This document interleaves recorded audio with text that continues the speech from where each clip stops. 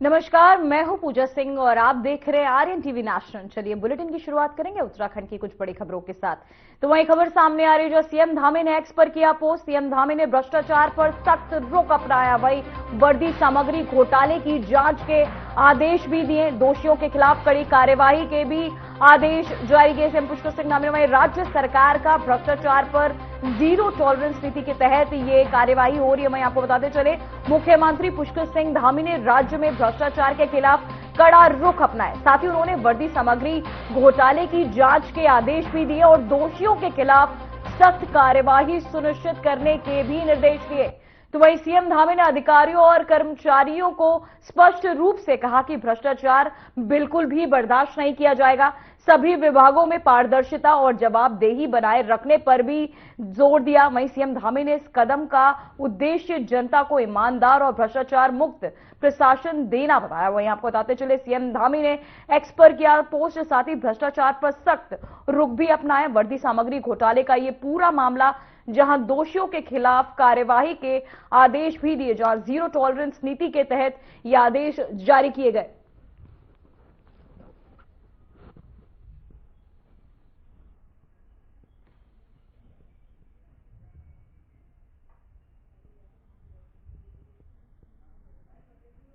तो वहीं एक और बड़ी खबर सामने आ रही है जो सीएम धामी ने एक्स पर किया पोस्ट। प्रभाकर का कर्णवेद संस्कार संपन्न। बसंत पंचमी पर वैदिक विधि से कर्णवेद संस्कार, जहां संस्कारों से जुड़ी संस्कृति परंपरा का प्रतीक। वहीं आपको बताते चले मुख्यमंत्री पुष्कर सिंह धामी ने बसंत पंचमी पर प्रभाकर का कर्णवेद संस्कार संपन्न किया।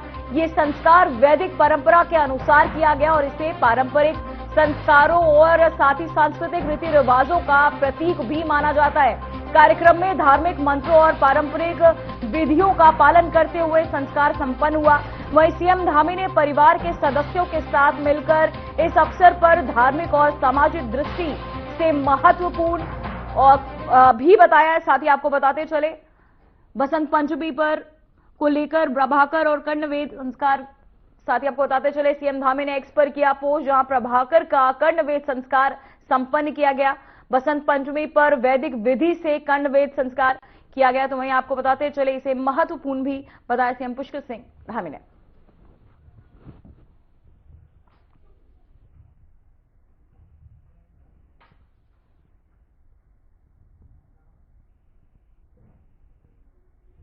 तो वहीं नैनीताल में सीएम पुष्कर सिंह धामी ने दूनीखाल रतिघाट मोटर सड़क निर्माण कार्य का स्थलीय निरीक्षण किया। साथ ही उन्होंने सड़क निर्माण की गुणवत्ता, प्रगति और समय सीमा का जायजा लिया। सीएम धामी ने अधिकारियों को निर्देश दिए कि कार्य समय पर पूरा हो और कोई कमी न रहे। साथ ही उन्होंने कहा कि इस सड़क से स्थानीय लोगों की यात्रा आसान होगी और क्षेत्र का सामाजिक और आर्थिक विकास भी बढ़ेगा। तो वहीं आपको बताते चले सीएम पुष्कर सिंह धामी नैनीताल पहुंचे, जहां इस दौरान सीएम ने सड़क का निरीक्षण किया। दूनीखाल रतिघाट सड़क का काम भी इस दौरान देखते नजर आए सीएम पुष्कर सिंह धामी। साथ ही संबंधित अधिकारियों को समय सीमा के अंदर कार्यों को पूर्ण करने के निर्देश भी दिए गए।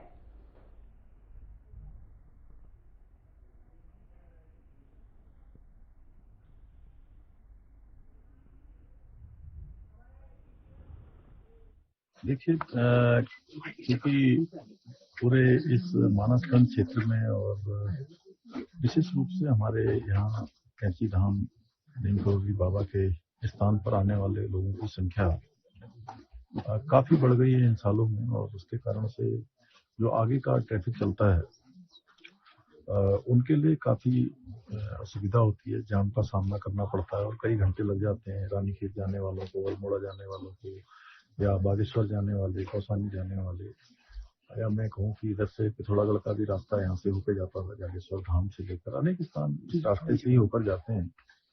तो ये पुल बन जाने से और इस प्रकार का ये बाईपास बन जाने से ये चूंकि सीधे लोगों के लिए बाईपास हो जाएगा, उनको इस जाम से नहीं गुजरना पड़ेगा और उसके कारण से जो आगे का जो पर्यटन है, आगे का जो स्थान है वो भी बहुत प्रभावित हो रहा था। और इधर के सालों में थोड़ा ये भी देखने में आया कि यहाँ जाम होने के कारण से लोगों ने अपने कुछ प्रोग्राम भी अन्य स्थानों को बदले हैं। और मैं पिछले दिनों कौसानी भी गया था और गरुड़ गया था, बागेश्वर जनपद का मेरा दौरा था, रानीखेत का, अल्मोड़ा का, तो वहाँ के सभी पर्यटन से जुड़े हुए हमारे कारोबारियों ने, होटल व्यवसायियों ने, या जो जिनके भी काम चलते हैं, उन सभी लोगों ने मुझे कहा। तो हमारा प्रयास चूंकि पहले से ही चल रहा था, अब जल्दी इसका काम पूरा हो जाएगा, तो मैं समझता हूँ कि काफी सुविधा होगी क्षेत्रवासियों के लिए भी और बाहर से आने वाले लोगों के लिए।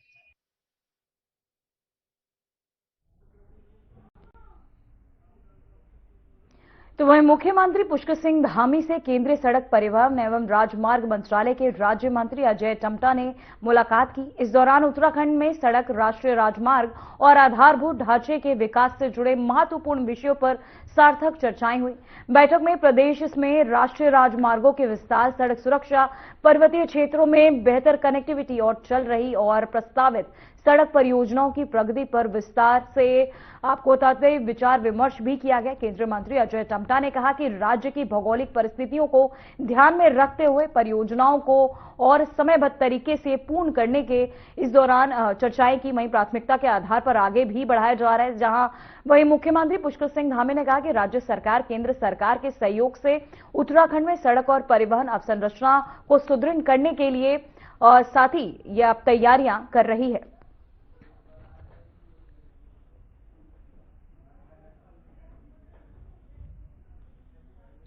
तो वहीं आपको बताते चले सीएम धामी से अजय टम्टा की एक खास मुलाकात।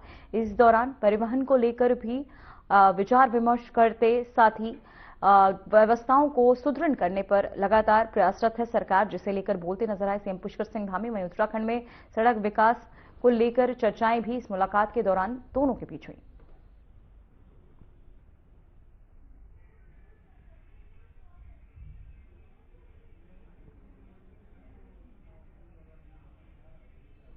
तो वहीं हरिद्वार के बैरागी कैंप स्थित शताब्दी नगर में गायत्री परिवार के शताब्दी समारोह का समापन हुआ। देश भर से आए श्रद्धालुओं की मौजूदगी में कार्यक्रम आध्यात्मिक माहौल में संपन्न हुआ। समारोह में केंद्रीय मंत्री शिवराज सिंह चौहान और उत्तराखंड के राज्यपाल लेफ्टिनेंट जनरल गुरमीत सिंह शामिल हुए।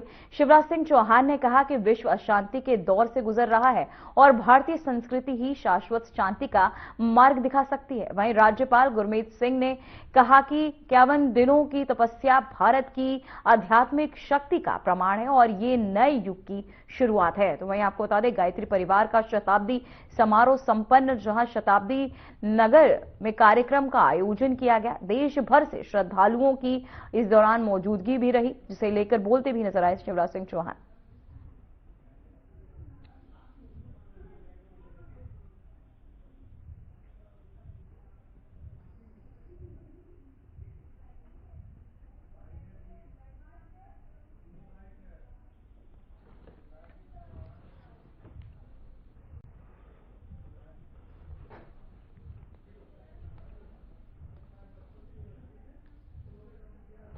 तो वहीं आपको बताते चले, देश भर से श्रद्धालुओं की मौजूदगी भी देखने को मिली। गायत्री परिवार का शताब्दी समारोह, जिसे लेकर बोलते भी नजर आए शिवराज सिंह चौहान। शताब्दी नगर कार्यक्रम का आयोजन शाश्वत शांति का मार्ग दिखा सकती है, उन्होंने कहा। वहीं राज्यपाल गुरमीत सिंह ने कहा कि 51 दिनों की तपस्या भारत की आध्यात्मिक शक्ति का प्रमाण है।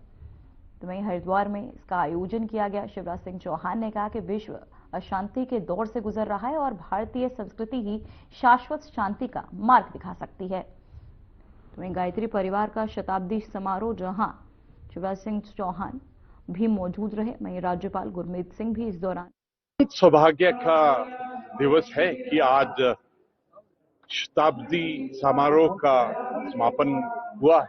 एक्चुअली तो ये समापन नहीं, ये श्री गणेश है नए युग का, एक युग के परिवर्तन का। आज अत्यंत खुशी हुई कि पूरे गायत्री परिवार, पूरे भारत, हर आत्मा ने 51 दिन की जो पूजा की, जो तप तपस्या की, जो सेवा की, जो कल्याण किया, उसका आज इकट्ठा बैठकर संकल्प लेने का क्षण थे। अभी ऐसा लगता है कि एक नए युग का सचमुच परिवर्तन है। इसकी सबसे जो मुख्य बात ये थी कि अगर हम बदलेंगे तो युग बदलेगा। आज हम सब ने इकट्ठा होकर संकल्प लिया है कि किस प्रकार गुरुदेव जी की जो उन्होंने हमको ज्ञान दिया, जो परम वंदनीय माता जी ने हमको आशीर्वाद दिया, उसको लेकर हम किस प्रकार राष्ट्र रूपी परिवार ने जो लक्ष्य तय किया है 2047 का, विकसित भारत, आत्मनिर्भर भारत और विश्व गुरु, आज सचमुच ऐसा लगा, मैं आपसे साझा करना चाहता हूं, सबको देखकर ऐसा लगा कि हम सबको, हमारे राष्ट्र को विश्व गुरु होने से कोई नहीं रोक सकता, क्योंकि जो हमारी धरोहर है, हमारी जड़ है, जो हमारी सभ्यता, संस्कृत, जो हमको संस्कार, मूल्य सिखाए हैं, जो ज्ञान विद्या दी है, जो वेद पुराण उपनिषदों ने हमको सिखाया है, और ये स्थान इतना सुंदर, हिमालय की गोद के अंदर में, पवन पावनी गंगा मैया की दो धाराओं के बीच में बैठकर जो प्रज्ञा लेते हैं, जो संकल्प लेते हैं, जो सोच विचार धारणा के अंदर परिवर्तन करते हैं, वो अवश्य ही ब्रह्मांड के हुक्म से ही होता है। आज ऐसा लगा कि पूरा गायत्री परिवार ने संकल्प लिया है कि किस प्रकार हम पूरे राष्ट्र के लिए, पूरी मानवता के लिए, पूरे विश्व के लिए, हम जो हमारे भारत की धरोहरों से जो सबक सीखे हैं, जो शिक्षा ज्ञान लिया है, उसको साझा कैसे करें। और सबने ये संकल्प लिया कि हम औरों के लिए, अदर्स के लिए, सरबत के लिए किस प्रकार से सेवा और कल्याण का मार्ग करें। मुझे ऐसा लगता है कि इस क्षण से एक नई दिशा, एक नया मार्ग, एक नया उत्साह, एक नया विश्वास ने जन्म लिया है। सचमुच एक शुभ आरंभ हुआ है उस युग परिवर्तन का। मैं अत्यंत प्रसन्नता है कि आज हमने एक बहुत बड़ी नम्रता भी देखी। माननीय कृषि मंत्री जी शिवराज चौहान जी हमारे साथ में हैं।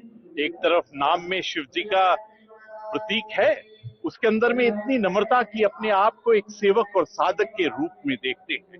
ये बताता है कि भारत की सभ्यता संस्कृति ने हम सबको क्या सिखाया। मैं इस क्षण प्रभु से, वाहिगुरु से, पूरे ब्रह्मांड से वंदना और अरदास करता हूं कि हमारे भारतवर्ष में पूरी मानवता के लिए उनकी मेहरबानी हाथ रहे। और इसी के साथ में मीडिया के हर एक बंधु को मैं धन्यवाद देना चाहता हूं कि आपने 51 दिन यहाँ पर जो सेवा, कल्याण और यहाँ का जो संदेश है, आपने पूरी दुनिया को पहुंचाया। आपका बहुत बहुत शुक्रिया। जय हिंद। अभी जैसा माननीय राज्यपाल महोदय ने कहा कि समापन नहीं, ये नए युग का सूत्रपात है। हम लोग इसको उसी दृष्टि से देखते हैं कि जिस उद्देश्य को लेकर के इस कार्यक्रम को यहाँ पर संपन्न किया, वो उद्देश्य सौभाग्य की त्रिवेणी में संकल्प की त्रिवेणी को जन्म देना था। पर्यावरण की शुद्धि का संकल्प, व्यक्तित्व के निर्माण का संकल्प और राष्ट्र के निर्माण का संकल्प। सौभाग्य का विषय है कि इतना बड़ा दिव्य, भव्य, अविस्मरणीय और अलौकिक आयोजन, पूरी तरह से लोगों की श्रद्धा निष्ठा। हम लोग ऋणी हैं गायत्री परिजनों के। 70,000 से ज्यादा गायत्री परिजन जो 80 से ज्यादा देशों से यहाँ पर आए। हम लोग ऋणी हैं हरिद्वार शहर के, हम लोग ऋणी हैं शांति कुंज के सभी कार्यकर्ताओं के।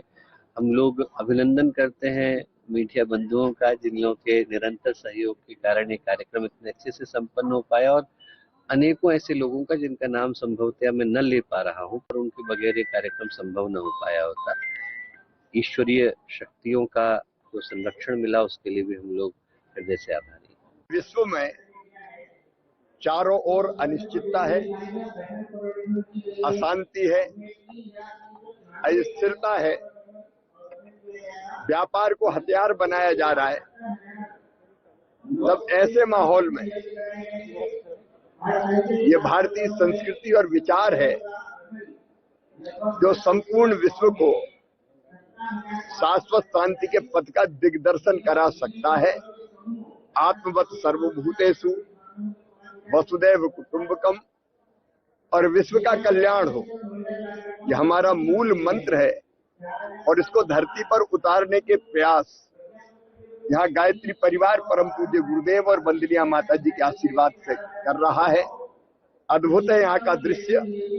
और आज मैं पूरे विश्वास के साथ ये कह रहा हूँ, ये अखंड ज्योति के 100 साल का वर्ष है। 100 वर्ष पूरे हुए हैं। वंदनीय माता जी के 100 वर्ष पूरे हुए हैं। राष्ट्रीय स्वयंसेवक संघ के भी 100 वर्ष पूरे हुए हैं।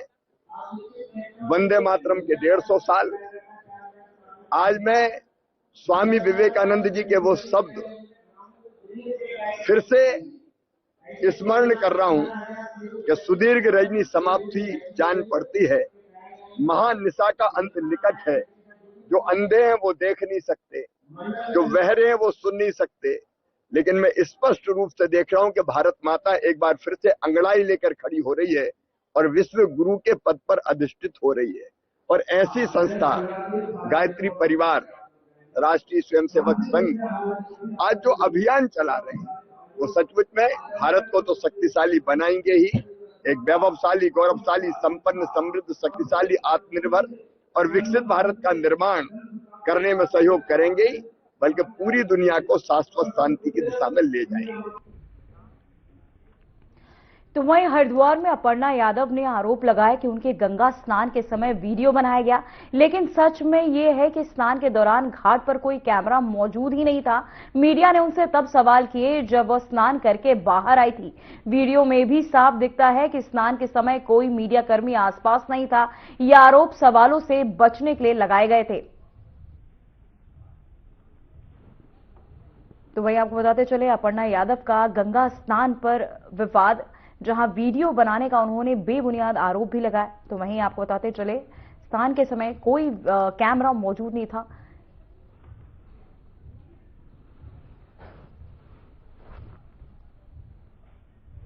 तो वहीं उत्तराखंड के यूसीसी में लागू होने से आपको बताते चले, 1 वर्ष पूरे होने के अवसर पर जिले के सभी सरकारी और गैर सरकारी स्कूलों में वाद विवाद, चित्रकला और निबंध लेखन प्रतियोगिताओं का आयोजन किया जा रहा है, जहां मुख्य शिक्षा अधिकारी वीके और साथ ही इस दौरान कई गणमान्य लोग भी उपस्थित रहे। जहां वीके ढोडियाल ने बताया कि छात्रों ने इन प्रतियोगिताओं में उत्साह और बड़ी अभिरुचि के साथ भाग लिया।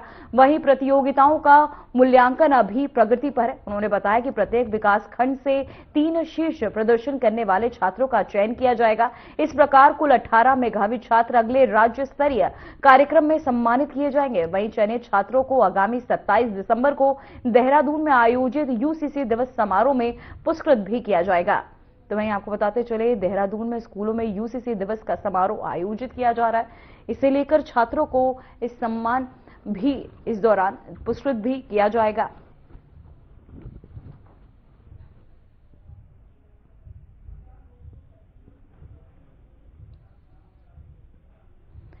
तो वहीं 15वें राष्ट्रीय मतदाता दिवस के अवसर पर देहरादून पुलिस ने सभी अधिकारियों और कर्मचारियों को स्वतंत्र, निष्पक्ष और शांतिपूर्ण निर्वाचन की शपथ दिलाई। पुलिस अधीक्षक विकास नगर ने पुलिस कार्यालय में अधीनस्थ अधिकारियों और कर्मचारियों को लोकतांत्रिक परंपराओं का सम्मान करने और किसी भी धर्म, जाति, समुदाय या अन्य प्रलोभन से प्रभावित हुए बिना अपने मताधिकार का प्रयोग करने की शपथ दिलाई। इस अवसर पर जिले के सभी थानों और चौकियों में भी शपथ कार्यक्रम का आयोजन किए गए और साथ ही जिसमें अधिकारी भी मौजूद रहे।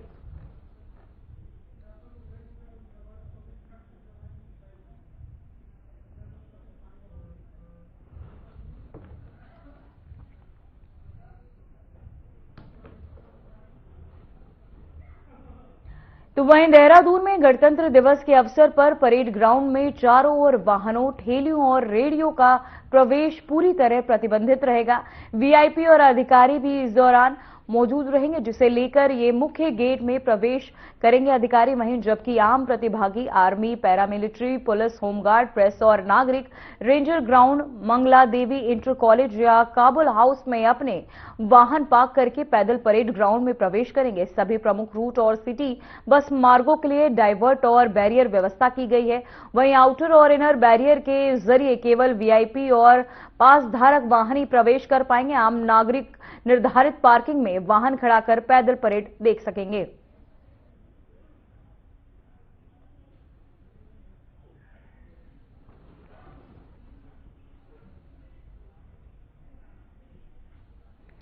तो वहीं इस बार गणतंत्र दिवस की परेड में परेड ग्राउंड में अलग अलग विभागों की झांकियां दिखाई जाएंगी। हर साल 26 जनवरी को विभाग अपनी अपनी झांकी बनाते हैं और अच्छी झांकी को पुरस्कार भी दिया जाता है। सूचना विभाग के संयुक्त निदेशक के.एस. चौहान ने बताया कि इस साल उत्तराखंड राज्य के 25 साल पूरे होने पर रजत जयंती की झांकी बनाई गई है। इसकी तैयारी पिछले 15 दिनों से चल रही है। झांकी में राज्य के 25 वर्षों के विकास और शीतकालीन पर्यटन को दिखाया जाएगा।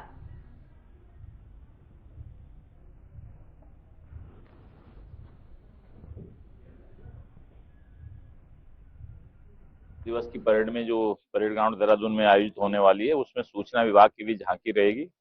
और सूचना विभाग की जो झांकी इस वर्ष है वो है राज्य गठन का जो रजत जयंती है, उस अवसर पे हम लोगों ने झांकी का निर्माण किया है। जो पिछले 25 सालों में जो विकास की यात्रा रही है, विषय वो है। और साथ ही विंटर टूरिज्म को भी हमने झांकी में दिखाया है। तो झांकी को आप 26 जनवरी को परेड ग्राउंड में देखेंगे।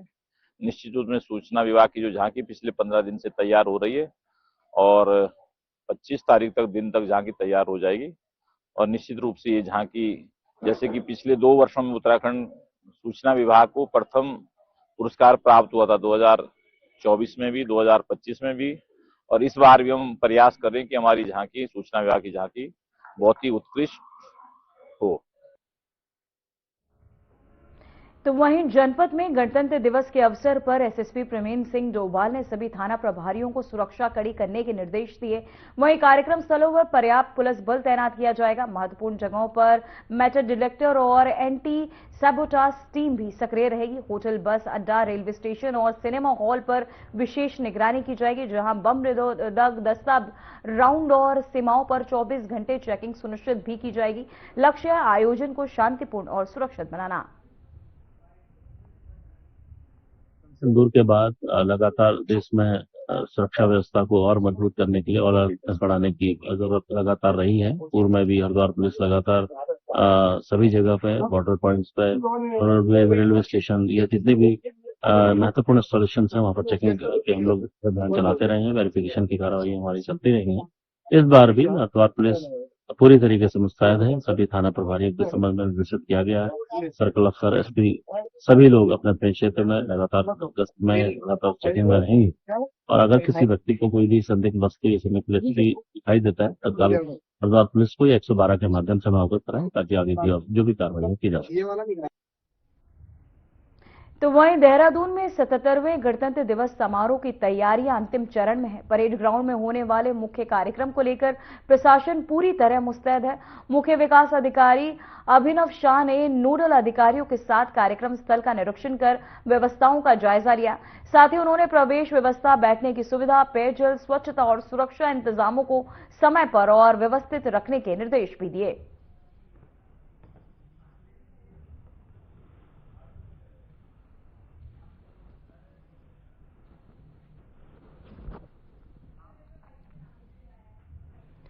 तो वहीं खानपुर के लंडौरा नगर पंचायत में लंबे समय से पड़े पुराने सफाई उपकरण नीलामी के लिए बिक गए। इन उपकरणों को खरीदी के लिए करीब 100 लोग आए, लेकिन नीलामी की शुरुआत 2.50 लाख रुपए से हुई और आखिर में 5.22 लाख रुपए में उपकरण बिक गए। वहीं अधिशासी अधिकारी हेमंत गुप्ता ने बताया कि नीलामी पारदर्शी और सभी नियमों के अनुसार हुई है। इससे नगर पंचायत को पैसा मिला है और परिसर में जगह भी खाली हुई। नीलामी में लोगों को अच्छी प्रतिस्पर्धा भी लोगों की देखने को मिली।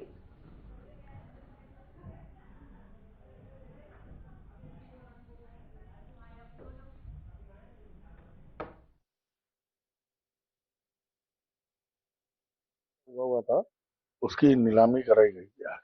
हमारी जो सरकारी बोली थी वो 2.5 लाख की थी, जो हमने आकलन लिया था, और जो ये बोली है 5,22,000 पे छूटी है। 100 से ऊपर जने थे जिनके द्वारा इसमें प्रतिभाग किया गया। टीओ साहब थे, अध्यक्ष जी थे, सभासद थे बोर्ड के। ये लिस्ट है, पूरी लिस्ट लगी हुई है, तो आप उसको देख लें।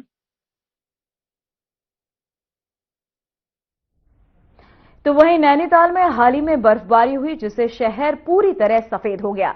झील, पहाड़ और सड़कें बर्फ से ढक गई। लोग और पर्यटक बर्फ में घूमते, फोटो लेते और खेलों का आनंद लेते नजर आए। मौसम विभाग ने बताया कि अगले कुछ दिन ठंड और बर्फबारी जारी रह सकती है। इसी तरह बद्रीनाथ धाम में भारी बर्फबारी के बाद मंदिर परिसर पूरी तरह सफेद बर्फ से ढक गया है। यहां लगभग 3 से 4 फीट बर्फ जमा है। चारों ओर बर्फ ही बर्फ फैली हुई है। वहीं पर्यटक और श्रद्धालु श्रद्धालु बर्फबारी का आनंद ले रहे हैं। मसूरी के लैंडोर में भी भारी बर्फबारी हुई, जहां बर्फ गिरने से पर्यटकों और स्थानीय लोगों में खुशी की लहर है। लोग बर्फ का आनंद ले रहे हैं और फोटो भी खींच रहे हैं। तो वहीं दूसरी तरफ उत्तरकाशी में ऊंचे इलाकों में बहुत बर्फ गिरने से मुख्य सड़क और कई छोटी सड़कें बंद हो गई। लोग और यात्री फंस गए। जिला प्रशासन और सड़क विभाग की टीम सड़कें खोलने और बर्फ हटाने में लगी हुई है। तो वहीं आपको बताते चले, बर्फबारी का आनंद लेते नजर आए पर्यटक। साथ ही इस दौरान को बताते चले, झील, पहाड़, सड़कें बर्फ से ढक गई। तो वहीं आपको ग्राफिक्स के जरिए दिखा रहे हैं, जहां ये तस्वीरें आपको हम दिखा रहे हैं नैनीताल, मसूरी, चमोली, उत्तरकाशी से, जहां सफेद चादरों में लिपटा पहाड़ नजर आ रहा है, जहां सैलानी बर्फ का आनंद लेते नजर आ रहे हैं। साथ ही तस्वीरें खिंचाते बर्फ का आनंद लेते नजर आ रहे। बर्फबारी में सफेद हुई पहाड़ियां।